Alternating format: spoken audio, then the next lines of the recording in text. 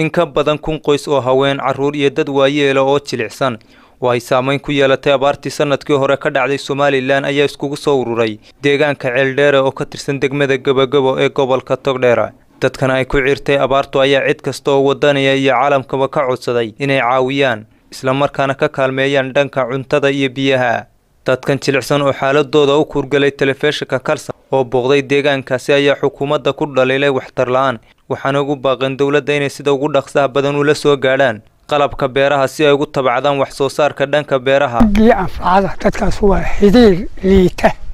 waa qiriidii u dambeysay adeed ma haysto oo gobol ma haysto oo biyo ma haysto oo baad ma haysto war 6 bilood baan halkaa u taagay food hospital ku tirsan mar farti aan sida ugu mudnay aan hadda haawaysa ma waxay noqotay 6 farti ka qaliil waxa weeye haddii shacab wadani gaayso dawladda ila dawlad kale ma ruuxan leenahay haloo fiay gargaaro afacada la cunana haloo soo dhaqsado dadku waa halka waran dadkii soo cayroobay ee ku soo xirooday tuulada Ceeldheere tiradiisa ku waxba dheer rug caafimaad ma leeyin waa magaalada kaliya rug caafimaad lahayn waxay ka mid tahay magaalada beeraheeda qofkii wax la soo bixi lahaan cid caawin cid ma caawiso xabad qalab lama siiyo waxa imka reeray inaga xiga waa dhul la beeri jiray awood baa loo waayay wax ku caawiya lama hayo waanu leenahay dawladda iyo xusbiga kulmiye la yaab markii la dooranayo kulmiye kumbu ka hela waxaanu leenahay ilaa baad ku dhaarinay marna soo eega oo ku soo noqda oo tuulada Ceeldheere haddaanu nahay il gacal nagu eega haddaa tii xusbiga kulmiye madaxweynaha waxaanu leenahay maalin walba cad baan naga qaadataan waxna naguma tartaan dib nooma soo eegtaan waxa weeyaan dantiinu ma nagu fushataan dadka waa in hoy loo soo sameeyo waa in gogol loo keeno waa in si degdeg ah loo soo gaadho waa dadka ka kala yimi silsilada golis iyo agagaarkeeda gubankeeda iyo oogadeeda waxaanu soo jeedinaynaa haddaanu nahay dadka tuulada Ceeldheere baahiyaha iyaga hal la eego warmalaha dawladuhu war nagama hayaan marka wax loo baahan yahay bayna soo maraan dadku waa caylo waa aragtaan miyiga magaalada waa buuxa waana aragtaan waana ka war haysan si degdeg ah madaxweynaha Soomaaliland waxaanu ka codsanaa dadka inuu si degdeg ah Ilaahay baa wax bixiyo si caado wax ugu tar annagu waxaanu leenahay Somaliland nama aragto nama indhayso nama timaado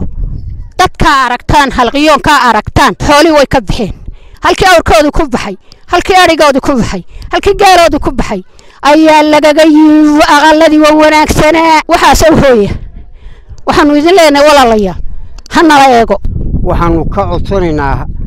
dawladda Somaliland in waqtigan saameeyo aad u dhibanay adag de wax la naga qabto xagga cuntada akalka ugu horeyn wax la nooga qabto badhasa ma soo kormeero maayar ma soo kormeero mid walba burc iska fadhiya qaar ba halkan laga qaaday 7 qoys 7 aha dhakhtarka burca yaaliin markii ay garsay dhiglaan ku dhacday nafaqa darro ku dhacday xildhibaanada garsay dawladda markii danta leedahayna way yimaadaan oo loo soconayo waxay dhaanaga cadeynayna annaga ay madoobeynayna xildhibaan ka soo jeedaan wax noo qabanin siyaasi ka soo jeedaan wax noo qabanin xanaano male caafimaad male riig male dadku waxay u baahan yihiin hooy galaan dadku waxay u baahan yihiin waxay cunaan in xanaano loo dhisay u baahan yihiin degdeg ah waxaanu leenahay dawladda ay doorteen codkoodii siiyeen inay hoos u eegto inkastoo madaxweynaha Somaliland magacaabay hay'ad ka shaqeysa dadka abaaruhu saameeyeen oo loogu magac daray hay'adda barakacayaasha iyo qaxoontiga haddana ma jirto wax kaalmo ay soo gaarsiiyeen dadka deegaankani waxaana dawladda iyo cid kasta oo cabashadooda wax ka qaban kartaba ku waajiba inay kaalmeeyaan dadkan abaartu ku habsatay. Cabdiraxmaan Rooble Cabdilaahi Cabdiraxmaan Trike Kalsan TV Burco.